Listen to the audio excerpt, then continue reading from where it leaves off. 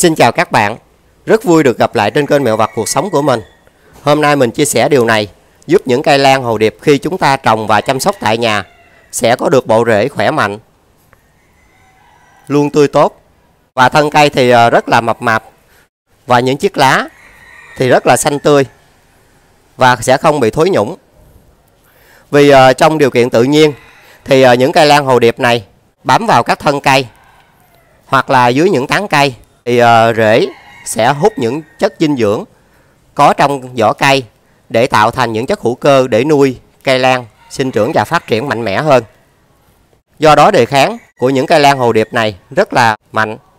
Khi chúng ta đem về và trồng với cách chăm sóc thì những chất đề kháng tự nhiên vốn có trong cây lan dần bị mất đi, do chúng ta tác động bởi những yếu tố như là thuốc bảo vệ thực vật hoặc là những loại phân bón vô cơ, làm cho cái sự tồn dư ở trong những cái lá lan rất là nhiều. Và khi chúng ta chăm sóc với một cách hoàn toàn tự nhiên thì cây lan dần lấy lại đề kháng và phát triển rất là mạnh mẽ. Và đối với lan hồ điệp là dòng đơn thân, lá sẽ ôm trọn lấy thân và chia đều ra hai phía. Lượng nước dự trữ trên lá, thân và rễ chiếm một tỷ lệ rất là lớn. Và để giúp cho cây lan dễ sinh trưởng và phát triển một cách dễ nhất thì từ khi chúng ta mua những cây lan công nghiệp từ cửa hàng trở về thì chúng được trồng trên những chậu nhựa và bộ rễ sẽ bị bó chặt ở trong phần chất trồng này. Do đó để giúp cho cây lan thích nghi với môi trường mới hơn thì các bạn nên tiến hành thay chậu. Và chúng ta sẽ cho cây lan tập dần làm quen với môi trường mới thì những chất tồn dư trong lá, thân, rễ sẽ giảm đi và sẽ giúp cho cây lan dần thích nghi với môi trường, phát triển một cách hoàn chỉnh nhất. Và lúc đó thì các bạn có tưới nước rất là nhiều thì cây lan vẫn không bị thối lá. Vì bộ rễ dưới đây phát triển mạnh và những chất tồn dư trong cây lan không có nữa thì chúng ta sẽ yên tâm, cây lan sẽ phát triển một cách rất là bền vững. Và thêm vào đó, khi chúng ta trồng và chăm sóc những cây lan hồ điệp tại nhà, do các bạn bón bằng những loại phân hữu cơ thì cây lan rất là bền vững và lá sẽ xanh. Và màu xanh của lá khi chúng ta bón bằng những loại phân hữu cơ nó cũng khác so với những loại phân bón vô cơ, nhưng mà nó sẽ giúp cho cây lan sẽ phát triển rất là bền vững. Do cấu tạo của lá lan hồ điệp không có hình xương cá giống như những loại lá khác, và lỗ khí khổng tập trung dưới mặt lá rất là nhiều, và lượng nước dự trữ trong lá chiếm một tỷ lệ rất là lớn. Do đó khi chúng ta dùng phân bón lá hoặc nước tưới thì các bạn sẽ tưới từ dưới mặt lá chúng ta tưới lên để giúp rửa trôi đi những vi khuẩn hoặc là những nấm bệnh gây hại trên lá lan, và sẽ giúp cho lá lan phát triển tốt nhất.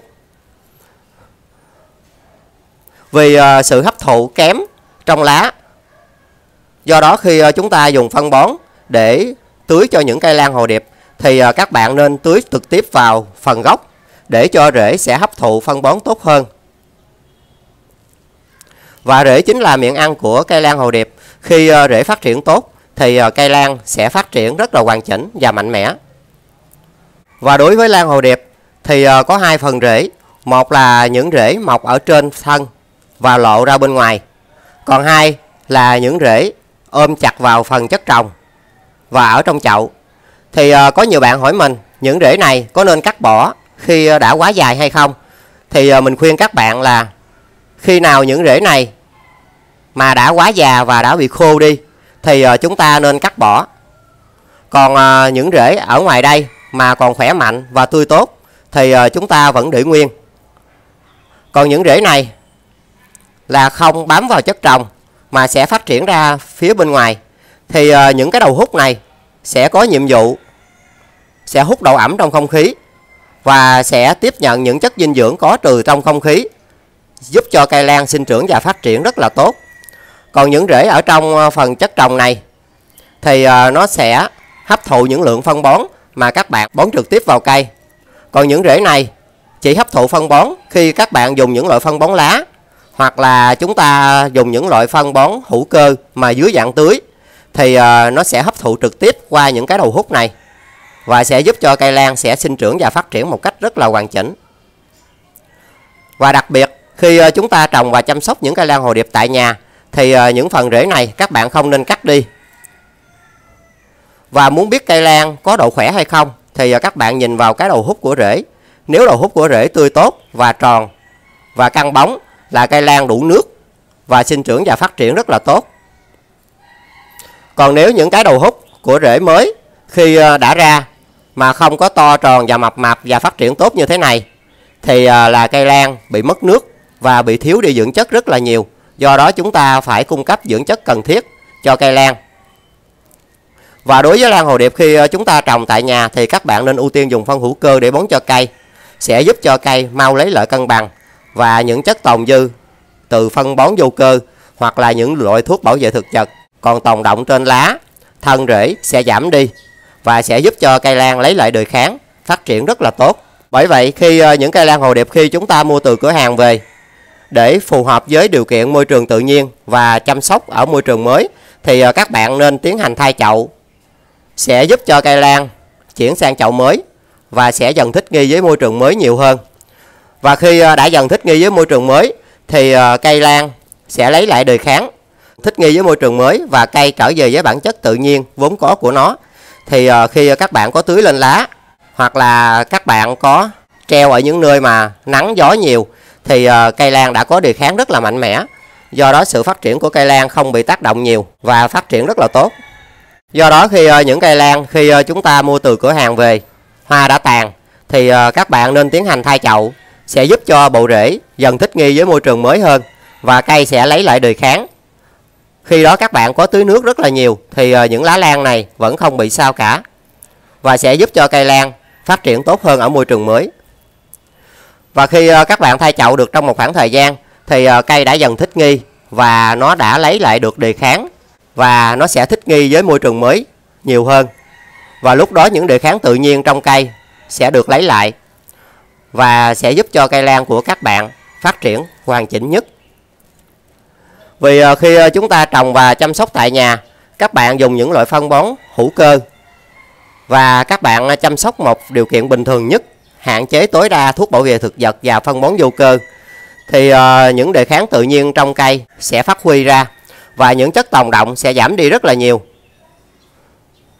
Và khi cây lan dần thích nghi với môi trường mới và những rễ mới ra đã ôm chặt vào phần giá thể giống như trong điều kiện tự nhiên thì cây lan sẽ lấy lại cân bằng rất là nhanh. Và lúc đó các bạn có tưới lên lá rất là nhiều thì cây lan sẽ không bị thối lá. Và đối với những cây lan hồ điệp khi chúng ta trồng và chăm sóc tại nhà thì các bạn lưu ý một điều, nước là một nguồn rất là quan trọng trong sự sinh trưởng và phát triển, không riêng gì lan hồ điệp mà những loại cây trồng khác cũng vậy. Khi các bạn thấy những cái rễ ở dưới đây bị khô đi, bị teo tóp lại, chứng tỏ cây lan của chúng ta đã bị mất nước rất là trầm trọng. Và khi các bạn thấy những đầu hút trên đây phát triển một cách rất là mạnh mẽ và to lên, bóng lên thì là cây lan được cung cấp đủ nước. Và khi được cung cấp đủ nước thì lá lan sẽ rất là cứng cáp và không có bị mềm. Và điều đó sẽ góp phần giúp cho cây lan khi chúng ta trồng và chăm sóc tại nhà sẽ lấy lại đề kháng cân bằng, dần trở lại với môi trường tự nhiên hơn. Và cây lan sẽ hạn chế bệnh thối nhũng rất là nhiều. Khi các bạn thấy những rễ ở dưới đây mà bị khô quá thì chúng ta sẽ có cách xử lý rất là đơn giản và dễ. Các bạn sẽ tiến hành đặt nguyên chậu lan vào nước trong khoảng thời gian 5 đến 10 phút. Và các bạn để nguyên như thế này. Và với cách làm này sẽ giúp cho cây lan hồ điệp sẽ luôn ở trạng thái ẩm và cây lan sẽ sinh trưởng và phát triển rất tốt. Vì đối với lan hồ điệp thì độ ẩm trong chậu chiếm từ 50 cho tới 80%. Thì cây lan sẽ sinh trưởng và phát triển rất là tốt. Do đó các bạn đừng có ngại gì khi chúng ta thấy những cái rễ ở dưới đây mà bị khô đi thì các bạn sẽ cho cây lan uống nước giống như mình. Thì những cây lan này sẽ sinh trưởng và phát triển rất là tốt. Và nó cũng sẽ góp phần giúp cho những cái đầu hút này phát triển to tròn hơn và sẽ giúp cho cây lan sinh trưởng và phát triển rất là toàn diện. Theo một quy luật tự nhiên thì những rễ cũ sẽ dần bị già và bị khô lại, bị mất đi và nó nhường sự sinh trưởng và phát triển cho những rễ mới. Hoặc là những chiếc lá cũng vậy. Khi các bạn thấy những chiếc lá ở dưới phần gốc sẽ bị già và sẽ bị vàng đi, để nó nhường sự sinh trưởng và phát triển cho những chiếc lá mới trên đây phát triển mạnh hơn. Và đối với cây lan, khi chúng ta trồng mà cung cấp độ ẩm không tốt thì cây lan sẽ dần bị héo và sức sinh trưởng sẽ bị chậm lại rất là nhiều. Và khi tưới thì các bạn sẽ tưới trực tiếp lên cây lan. Vì khi chúng ta trồng tại nhà, chăm sóc với những loại phân hữu cơ thì đề kháng tự nhiên vốn có trong cây lan đã được lấy lại. Do đó các bạn tưới nước nhiều, cây lan vẫn không bị sao cả. Và đây là một trong những nguyên nhân chính mà khi chúng ta trồng và chăm sóc cây lan hồ điệp tại nhà ít có bị thối nhũng hơn so với những cây lan công nghiệp. Và đối với lan hồ điệp thì lỗ khí khổng tập trung dưới mặt lá rất là nhiều. Và khi điều kiện nắng nóng hoặc là nhiệt độ lên cao thì những lỗ khí khổng này sẽ lập tức đóng lại để chống sự bốc hơi nước. Và khi đó ở nhiệt độ thấp hơn thì những lỗ khí khổng này sẽ mở ra để tiếp nhận lượng carbon dioxide và giúp cho những chiếc lá này phát triển rất là tốt. Do đó khi những cây lan hồ điệp mà các bạn không tưới nước trong một khoảng thời gian lâu thì cây lan chỉ bị héo lại và không bị sao cả. Vì đối với lan hồ điệp sẽ có cơ chế hoạt động là trữ nước trên lá, thân, rễ. Và lý do là nhiệt độ lên cao và lỗ khí khổng đã đóng lại. Do đó khi cây lan chúng ta treo ở những điều kiện nắng nóng thì cây lan chỉ chậm phát triển. Và ngoài ra cây lan sẽ không bị sao cả. Và khi các bạn bón phân, chăm sóc tưới nước lại thì những cây lan hồ điệp này sẽ hồi sinh và sẽ phát triển rất là tốt. Và khi chúng ta trồng và chăm sóc những cây lan hồ điệp đã chuyển từ môi trường công nghiệp giống như những cây lan này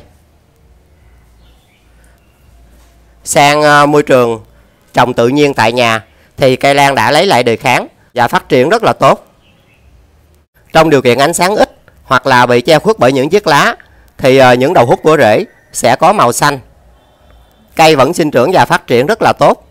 Nhưng khi các bạn cho cây ra ánh sáng thì những cái đầu hút của rễ sẽ chuyển sang màu đậm hơn. Và nó sẽ giúp cho quá trình quang hợp và những đầu hút này sẽ nhận độ ẩm từ không khí và những dưỡng chất có trong không khí sẽ giúp cho cây lan sinh trưởng và phát triển và sẽ phát huy được mầm hoa tốt hơn. Còn nếu chúng ta để ở trong mát thì cây vẫn sinh trưởng và phát triển nhưng mà cây không phát huy được mầm hoa. Do đó khi trồng lan hồ điệp tại nhà thì các bạn nên cho cây ra ánh sáng để cây được quang hợp tốt hơn và nó sẽ giúp phát huy được mầm hoa và làm cho những cái đầu hút này rất là khỏe mạnh. Những chậu lan công nghiệp thì do chứa trong cái bầu nhựa này và không nhận được ánh sáng nhiều, do đó những cái rễ này sẽ có màu xanh và không có được màu xám đậm giống như khi chúng ta treo ở bên ngoài mà có ánh sáng. Khi treo những cây lan hồ điệp thì chúng ta nên treo ở những nơi mát thoáng gió, sẽ giúp cho những cái rễ trên đây phát triển rất là tươi tốt.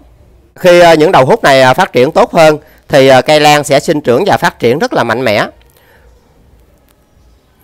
Và đối với những cây lan khi đã quen dần với điều kiện môi trường tự nhiên và thích nghi rồi thì các bạn có tưới nước rất là nhiều thì cây lan vẫn không bị sao và sẽ càng giúp cho cây lan sinh trưởng và phát triển mạnh mẽ hơn thêm. Vậy là mình đã chia sẻ cho các bạn lý giải tại sao những cây lan hồ điệp khi mình trồng và chăm sóc tại nhà mình vẫn tưới đều lên lá mà cây lan vẫn không bị thối lá và sẽ giúp cho bộ rễ phát triển rất là tươi tốt và khỏe mạnh. Đó chính là mình đã cho cây lan dần trở về với môi trường tự nhiên và lấy lại sức đề kháng vốn có trong cây lan. Và khi đề kháng đã có thì cây lan sinh trưởng và phát triển rất là mạnh mẽ. Và video mình cũng xin tạm dừng tại đây. Yêu quý mình các bạn nhớ like, chia sẻ và các bạn nhớ nhấn chuông để tiện theo dõi những video mới nhất mình sẽ tải lên cho các bạn xem. Còn bây giờ thì xin chào và hẹn gặp lại các bạn ở những video tiếp theo. Chúc các bạn thành công.